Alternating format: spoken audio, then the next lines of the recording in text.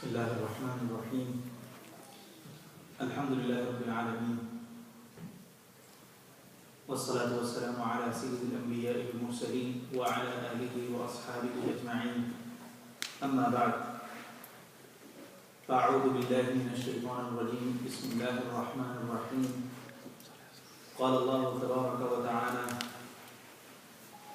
كلوا واشربوا ولا تسرفوا إنه لا يحب المسرفين وقال النبي صلى الله عليه وسلم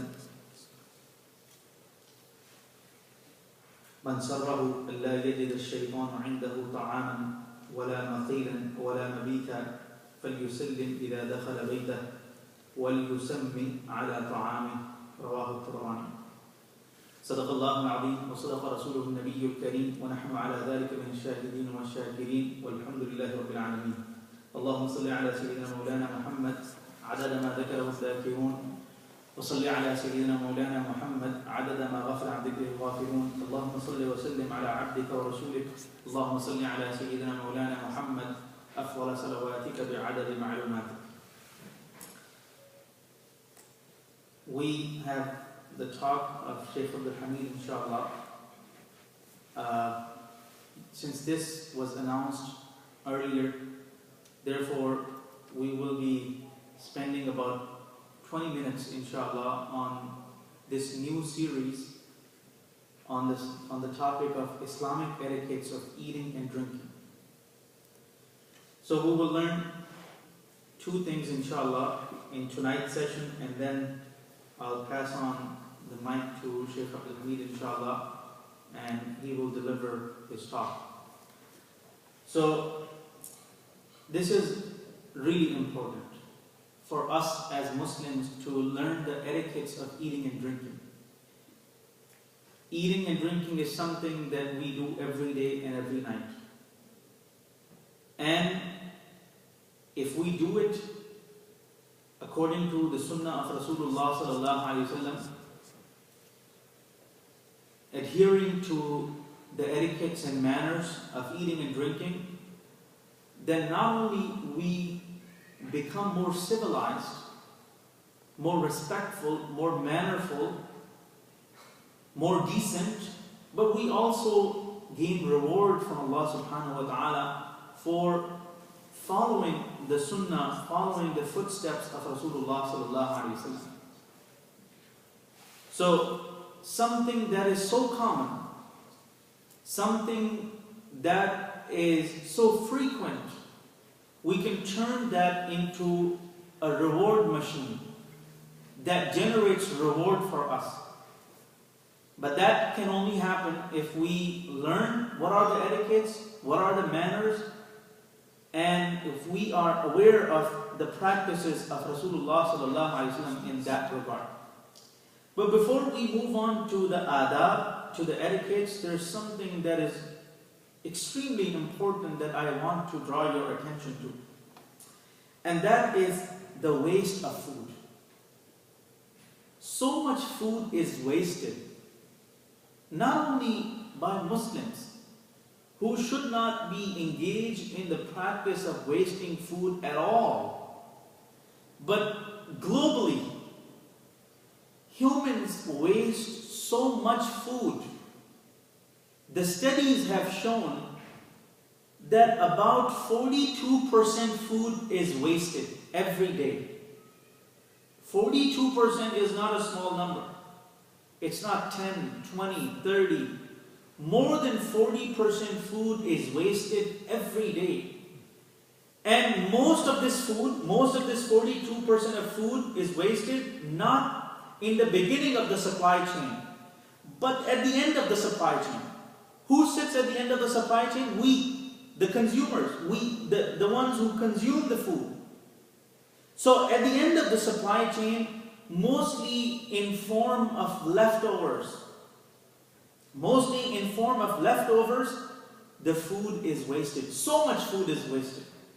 And you can see it in your home as well. How much food is wasted in your house? How many times you take out food from your fridge and you throw it in trash because you say, oh, now it's of no use. Nobody's going to eat it. So, especially among Muslims, and especially in Muslim countries, so much food is wasted.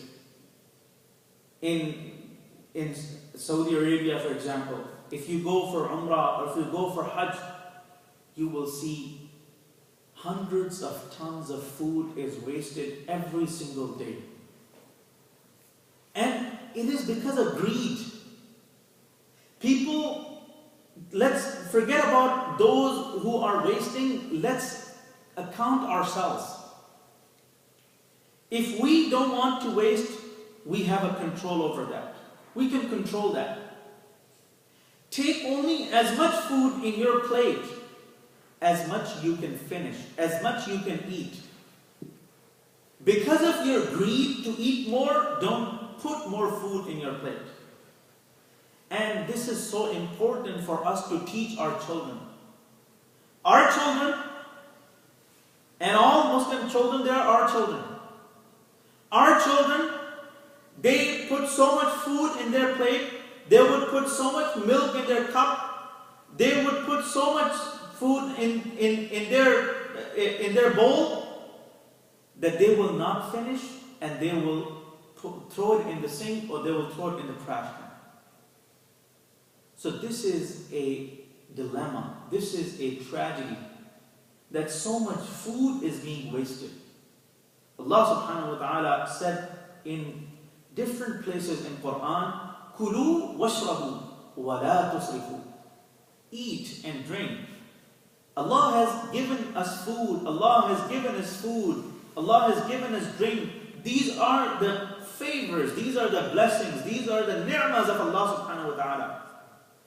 But at the same time, Allah also says, وَلَا تُسْرِفُوا. Do not waste it. Because if you start wasting food, Allah subhanahu wa ta'ala will stop reducing your food as well. This year, especially, there's a drought condition. If you look at the reports, especially in Southwest, there's a drought report.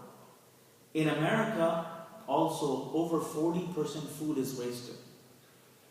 And if food is wasted like that, and 50% of American land is used for harvesting to grow food, and if 50% of land is used to grow food, 40% of that food is being wasted. So only 10% is being used, only 10% is being consumed, 40% of that food is being wasted. So we can start with ourselves. We can account ourselves. We can start from our own home, from our own house. Make sure we cook only as much food as we can finish. Because once the food gets old, it is our nature that we like to get fresh food. So we start to discourage ourselves that I don't think I'm going to eat the leftover. Let's cook new food. So what happens to the old food? It goes into the trash. So much food is wasted in our household. So much food is wasted in our masajid, in our gatherings. Let's take, for example, weddings. So much food is wasted at weddings. And especially in Muslim weddings. Because food comes in abundance, so people waste it as well. Thinking that, nobody is going to account them. Nobody is going to question them. But remember, Allah will question us. Let's take a look at the time of Sahaba. Let's take a look at the time of Rasulullah sallallahu alaihi wasallam, when food was so much scarce. And they would still say to themselves that Allah will question us about this as well. لَتُسْأَلُنَّ يَوْمَئِذٍ عَنِ النَّعِيمِ. Once Umar radiallahu anhu and some other Sahaba, they did not have food for 3 days. Finally, they got some water and some dates. So Rasulullah sallallahu alaihi wasallam recited this ayah, لَتُسْأَلُنَّ يَوْمَئِذٍ عَنِ النَّعِيمِ. So Umar radiallahu anhu was shocked. He said, Ya Rasulullah, after 3 days we're getting some water and some dates and we will be questioned about this as well? Rasulullah sallallahu alaihi wasallam said, yes. This is a ni'mah of Allah subhanahu wa ta'ala. And here we eat 3 times a day, 5 times a day, and so much food is wasted. So this is something that requires our immediate attention, urgent attention, that we can start with ourselves. At our own house, we make sure that we don't waste food. At least we save ourselves from being among those who waste food every day. So at least we take the first step, and then it is up to Allah subhanahu wa ta'ala to help us achieve success. I'll just read one hadith of Rasulullah sallallahu alaihi wasallam, and then I will conclude tonight's session, inshallah. But this series will continue for a few weeks, as there are many adab, there are many etiquettes that we need to learn and we need to teach our children, inshallah. So, hadith is narrated by Hudayfa bin Yaman radiyallahu anhu. He said, كنا إذا حضرنا مع رسول الله صلى الله عليه وسلم طعاما لم يضع أحدنا يده حتى يبدأ رسول الله صلى الله عليه وسلم. That we used to eat with Rasulullah sallallahu alaihi wasallam, and when we used to eat with Rasulullah sallallahu alaihi wasallam, no one would place his hand on the food unless the Prophet sallallahu alaihi wasallam would place his hand on the food. So when the Prophet sallallahu alaihi wasallam would start eating, then everyone else would start eating. But everyone would wait until the Prophet sallallahu alaihi wasallam would begin to eat. وَإِنَّا حَضَرْنَا مَعَهُ طَعَامًا. He said one day we were present with the Prophet sallallahu alaihi wasallam to eat food. فَجَاءَ أَعْرَابِيٌّ كَأَنَّمَا يُدْفَعُ. All of a sudden, a Bedouin, a villager came as he was being pushed to this meal. So he came running as he was being pushed to attend this meal.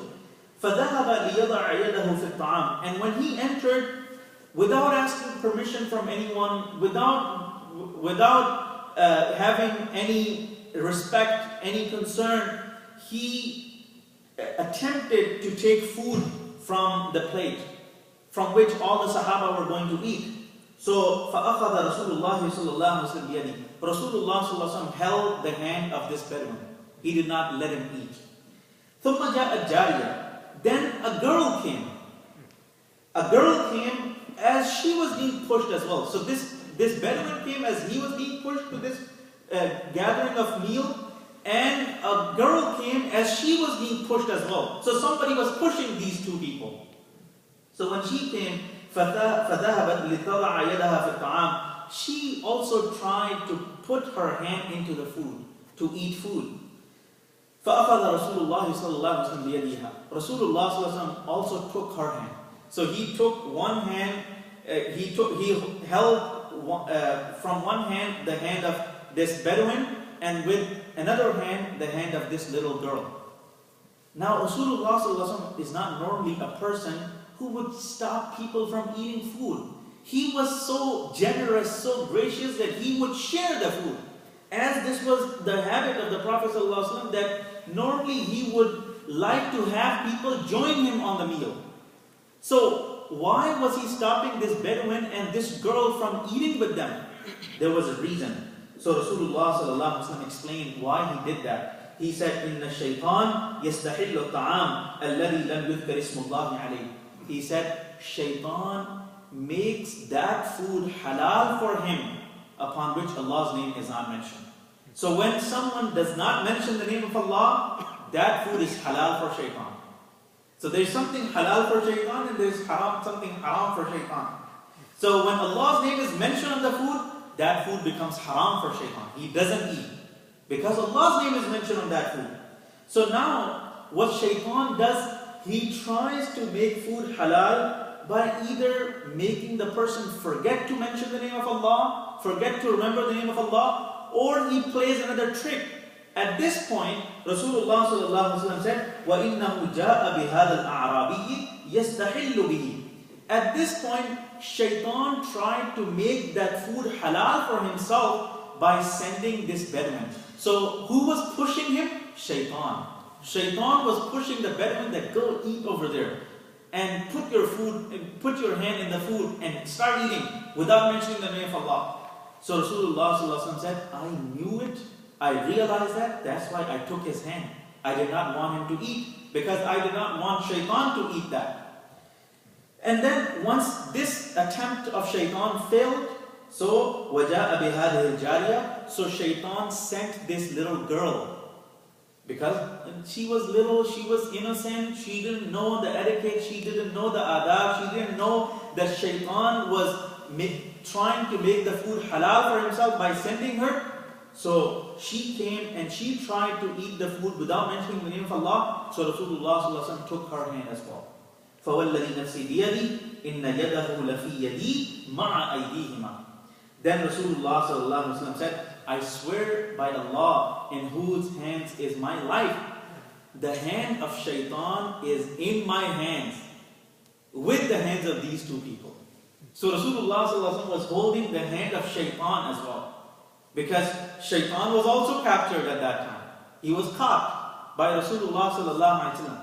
So there are certain adab in this that we learn. First of all, if there is an elder in your household, then the elder should go first.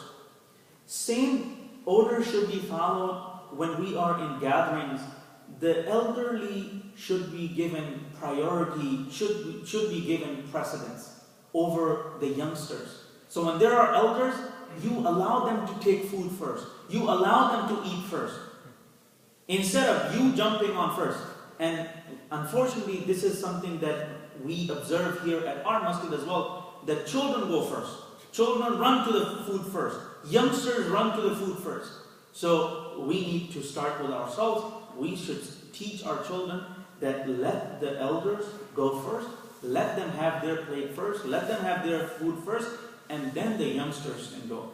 So this is one etiquette that we learned from this hadith of Rasulullah. Another adab is that if someone joins you and you know that he did not mention the name of Allah, you should correct him. You should remind him.